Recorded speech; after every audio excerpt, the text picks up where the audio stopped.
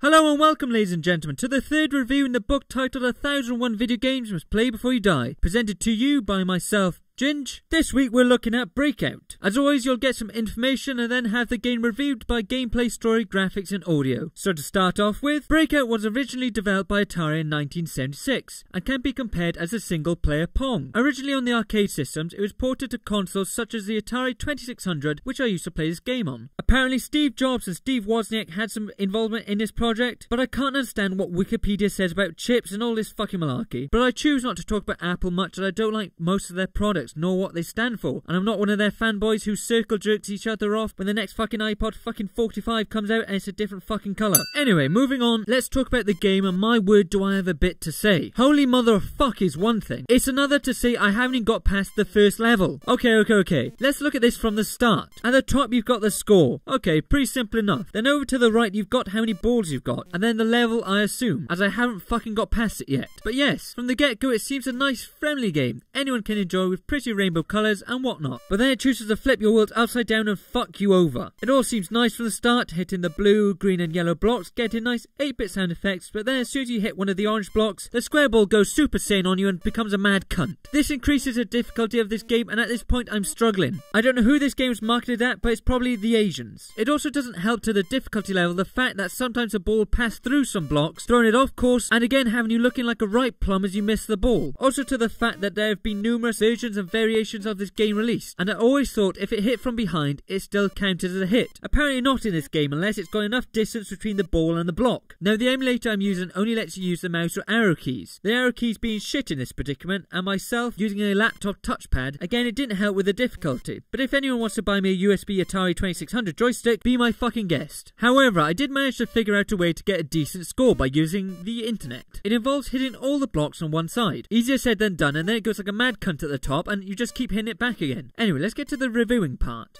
I still can't say review all that properly. The gameplay. Well, although difficult at times and it does have some pretty big faults, it's alright. It's not Megan Fox, but it's definitely not Margaret Thatcher either. So take that as you may. The story. As with Pong, 10 out of 10. The graphics. 10 out of...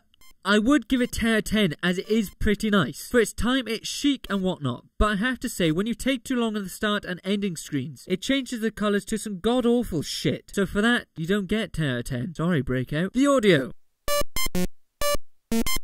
You know it, 10 out of 10. So to conclude, this game, although frustrating and seemingly illogical at times, does present a challenge, which I was more than happy to fail at. But if anyone wants to beat my high score of 372, be my guest. Post a screenshot of it in the comments section below if you feel like. But it's a time-wasting game, so why not give it a go? That's all guys, keep it ice cold, Ginge out. Hey guys, Ginge here again, thank you for watching. If you enjoyed, like, favourite, comment and all that good nonsense. It does help me out. If you look to your left, you'll see the last review I did, which was Pong. And to the right, the next review I'll be doing, which is Boot Hill. As always, I'll leave you with some music to go out on. Ginge out.